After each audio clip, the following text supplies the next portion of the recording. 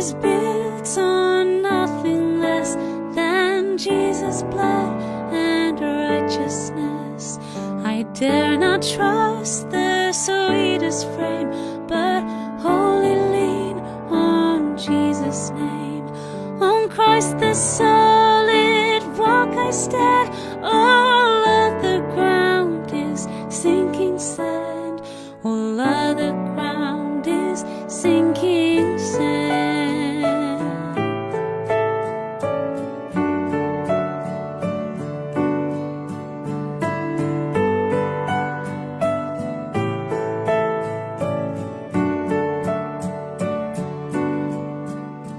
When darkness seems to hide his face, I rest on his unchanging grace. In every high and stormy gale, my anchor holds within the veil. On Christ the solid rock I stand, all other ground is sinking sand. All other ground is sinking sand.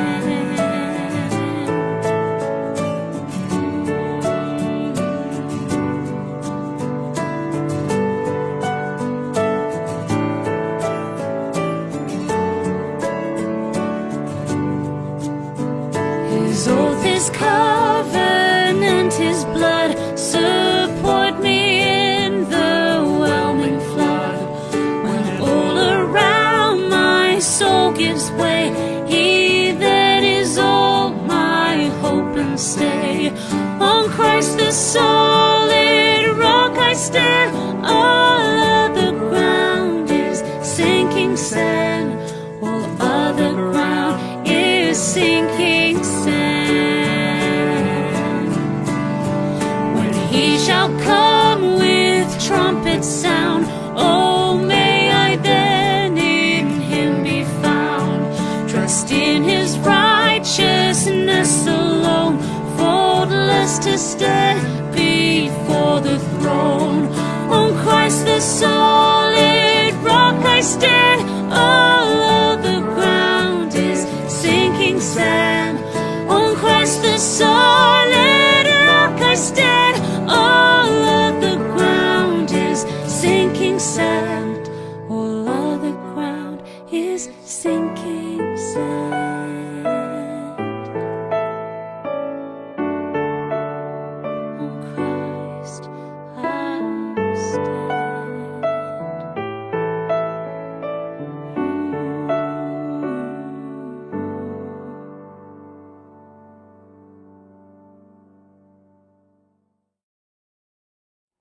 Good morning, everyone, and welcome to our prayer covenant. Umpisahan po natin ang ating devotion with a prayer. Let us pray. Lord, we thank you for another day. Salamat for your grace. Thank you for another day na ma-experience ka namin at magiging blessing kami sa ibang tao. And Lord, I pray that may your Holy Spirit be with us sa aming pagbubulay-bulay. I pray na ikaw ang maging sentro ng lahat ng aming pag-uusapan ngayong umaga. Ito, lahat ay binabalik namin ang papuri at pasasalamat sa pangalan ni Jesus. Amen. Yan. So, our reading will be found on Ephesians 1, chapter 15, hanggang 23. So, let me read it to you sa Tagalog na lang po. Okay? Sabi po dito, kaya nga, ako ay nagpapasalamat para sa inyo nang marinig ko ang inyong pananampalataya sa Panginoong Hesus at ang pag-ibig ninyo sa lahat ng mga banal.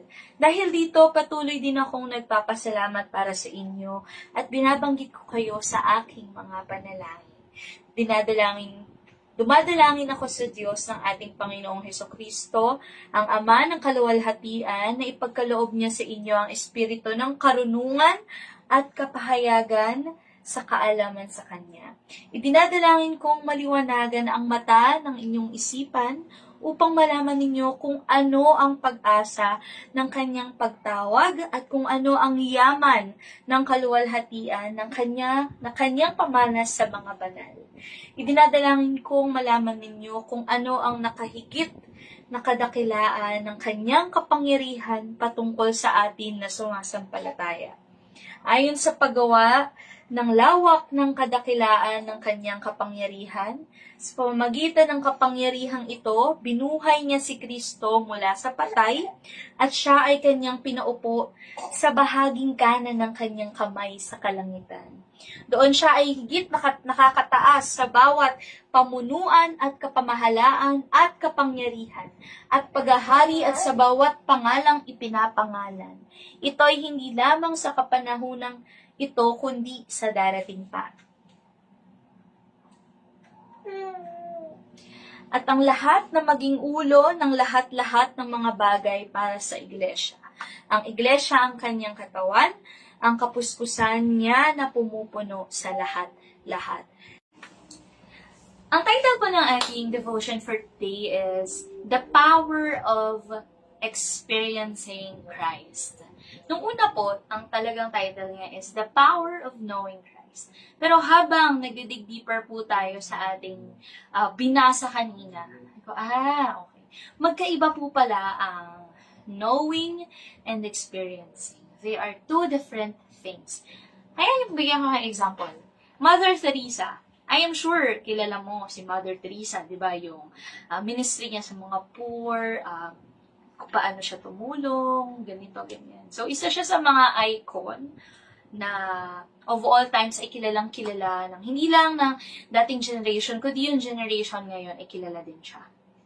Pero, sabihin natin kilala natin siya, pero alam mo ba kung anong paborito niyang pagkain or ano yung ayaw gawin ni Mother Teresa, yung mga likes and dislikes niya? Maybe hindi. Pero pag-usapan natin yung mother mo talaga, si Mama. I am sure, alam mo yung paboritong pagkain ni Mama, paboritong kulay ni Mama, ano yung paboritong linyahan ni Mama, di ba? Ano yung mga bagay na ayaw ni Mama. So, ano ang pinagkaiba ni Mother Teresa dun sa sarili nating nanay? Diba? Ano bang pinagkaiba ng knowing someone and experiencing someone? Alam niyo po, your mother, you experienced her. Yun yung pinaka-difference nilang dalawa. When you say experience, involve yung 5 senses natin. Which means, your mom, you tasted her delicious food. You felt her warm embrace. Naramdaman mo yun. You heard her sweet voice every day. You saw her taking care of you. Nakita mo paano inaalagaan ikaw or yung family mo ng iyong nanay. Siyempre, ang sense of smell naman. You smelled her sweet scent as she hugs you tight. Di ba? Ibig sabihin pala, ang goal natin as Christians is not just to know Christ, but to experience Him. Yung 5 senses natin ay maging involved.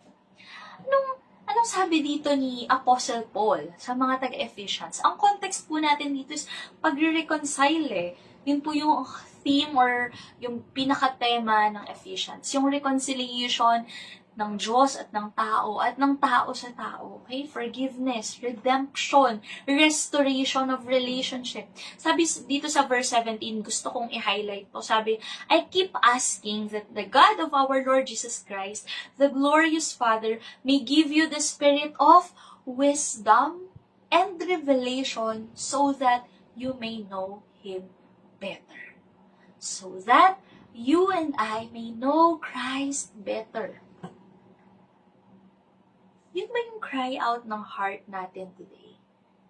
Na, Lord, I want to know you more. Lord, I want to know you better. Alam niyo po, isa ako sa mga batang laki sa simbahan, laki sa Sunday school, narinig mo na lahat ng Bible stories na possible na pwede mong marinig.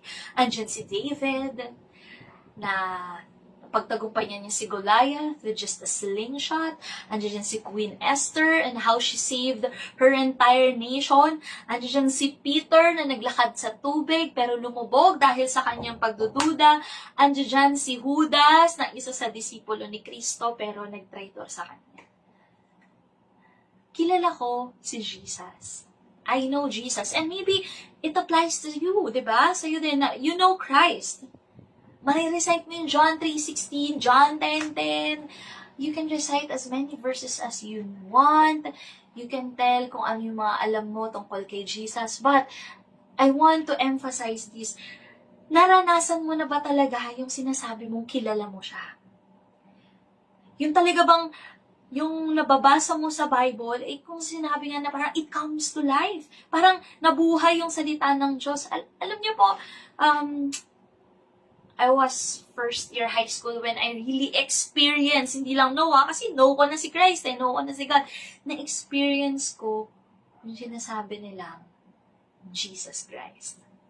Alam niyo po yung feeling, paano ko ba i-describe yung feeling of experiencing Christ? Sabi sa Psalm 97, sabi niya, His lightning illuminates the world, the earth sees and trembles. Ito yung verse 5, sabi niya sa Psalms 97, the mountains melt like wax at the presence of the Lord before the Lord of all the earth. Yun po yung pakiramdam ko nung first time kong na-encounter yung love, yung grace, yung acceptance ng Lord. Yung para akong bundok, na parang feeling ko ang laki-laki ko, ang mighty-mighty ko. Pero at the presence of God, walang-wala ako. I am melting away. Diba? At the presence of God, mapapaluhod ka na lang. At the presence of God, you will see how sinful you are and how holy God is. You will see that God loves you in spite and despite of your sins. God loves you before, now, and even after many years. Andun pa rin yung unconditional love ng Lord. And years passed. Yun yung beginning of me experiencing Christ. Pero lumipas yung mga panahon, di ba? Like seasons ng earth. Dumaan tayo sa mga seasons like summer, winter, di ba? Parang nanlamig tayo sa Lord. And my dad suddenly died. Namatay yung papa ko. I feel numb. I feel very vulnerable. I tried to distract myself. And maybe because of the pain, I hid from God. Di ba? Parang si Adam and Eve lang. I hid from God. Natago ako sa Lord as if talaga makakapagtago tayo sa Lord. 4 na taon lumipas, nakipag-battle ako sa same old problems ko, wrong relationships, chasing the wrong people, doing the wrong things, living the life of sin. And after all these years, I thought my sin was too great, that I was too dirty, I was sinful, undeserving. Akala ko susuko na yung Lord. But you know what? Sabi nga sa verse, diba, where sin abounds, grace also abounds. Sa mga part ng buhay mo na weak ka, ando dun yung grasya ng Lord, pasasapatin ka. God was silently working behind the scenes for my redemption. And katulad nung tatay, nung alibughang anak, ang Diyos, ang Panginoon, He is patiently waiting for your return every time na aalis ka. Hindi para i-reject ka, hindi para pagalitan ka or ipahiya ka, but God is waiting para ibalik lahat ng nawala sa akin at sa iyo. God was waiting for you to be redeemed. God was waiting for you to be restored. God is just waiting. Another thing that really caught my thought, yung talagang nakita ko or sobrang nag-emphasize sa akin. Sabi niya, the same power that raised Jesus from the dead is living inside of you. Yung power na talagang nagpa-resurrect kay Christ, kasi yun din yung power na meron ka at meron ako. Sabi niya dito, the power, yung authority, sabi niya, Christ far above all rule and authority, power and dominion. Every name, lahat ng pangalan na yan, hindi lang sa age na to, kundi sa mga susunod pang panahon. Sabi dito sa verse 22, sabi niya, God placed all things under His feet and appointed Him to be head over everything for the church. Sabihin, ganun yung authority ng Lord sa buhay natin.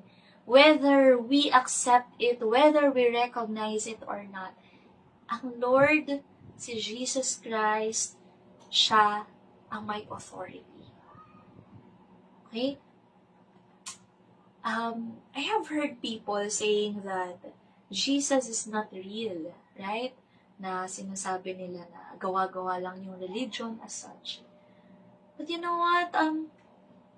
Even the devil knows Christ. Diba? So, kung ikaw hindi mo kilala si Kristo, edi, buti pa pala si devil, kilala niya si Kristo at nangangatog siya at the name of Jesus Christ. Diba?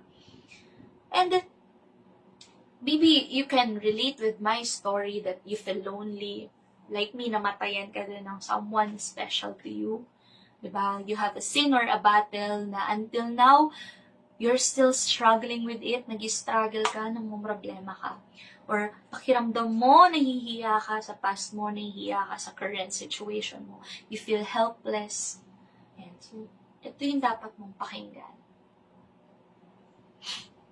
That, sabi nga, while we are still sinners, Christ died for us. Ito yung sinasabi ko na hindi lang head, hindi lang knowledge ang kailangan dito, kundi yung heart. Ma-experience ng heart mo, yung love, yung grace, yung forgiveness na ino-offer ng Panginoon sa atin. Ano yung sabi, while we are still sinners, Christ died for us. Hindi inantay ng Diyos na magbago ka bago siya namatay sa krus. Hindi inantay ng Diyos na talikuran mo yung kasalanan mo bago siya namatay para sa'yo. Hindi inantay ng Diyos na maging mabuti kang tao bago ka niya mahalin. You see, that even though andun ka sa season mo na hindi mo nare-recognize ang Panginoon, nakikita mo siya as someone na KJ, hindi mo hinahayaan yung authority niya sa buhay mo. Still, andun yung pagmamahal ng Lord. Andun yung sacrifice ng Lord. And I want to end with this. From Philippians 3, verse 8 to 10. Sabi dito sa Magandang Balita, Biblia, sabi niya, oo, itunuturing kong walang kabuluhan. Walang kabuluhan. I count it all as loss, sabi nga sa English. Ang lahat ng bagay bilang kapalit ng lalong mahalaga. Ano yung lalong mahalaga na to para kay Apostle Paul? Ang pagkakilala kay Kristo Jesus na aking Panginoon. Church, my prayer for you today is that you'll not just know God, di mo lang basta kilala o alam ang pangalan ni Jesus, kundi maranasan mo yun sa buhay mo. In whatever areas ng buhay mo, sa physical man yan, you need healing, mental man yan, you need peace, sa financial yan, you're in a crisis, you need God's supply, God's provision, sa relationship man yan, that you need Christ to intervene. I believe na ang Lord, hindi siya nauubusan ng ways para makilala mo siya. The Lord is always there, willing to reach out to us. The Lord is always there, waiting for us to come home. So let us pray, Lord. We praise you and we thank you for this day. Ikaw ang nakakaalam, Panginoon. Prayers ang puso makikinig. And ang tayong dasal ko, Lord, maranasan ka nila. That they will taste the goodness of God. Sinasabi ng Panginoon. That they will experience you. They will see, Panginoon, kung paano ka nag-work sa buhay nila. They will hear your small, still voice inside their hearts, Panginoon, guiding them, encouraging them. And I pray, God, today, hindi lang kami makakilala sa iyo. That we will be able to experience you, to know you, and to make you known to other people. Na mapakilala ka rin natin sa ibang tao. Na maranasan din naman ng ibang tao yung naranasan namin grasya at pag-iibig na nagmula sa iyo. Maraming salamat, Lord, and we continue to surrender all our worries, our problems, difficulties, Panginoon, yung struggles namin. We lay it down at your throne sa paanan mo, Panginoon. Kasi alam namin, over everything, you have the authority. We give you back all the glory, the praise, and the honor. We love you, Jesus. In Christ's name.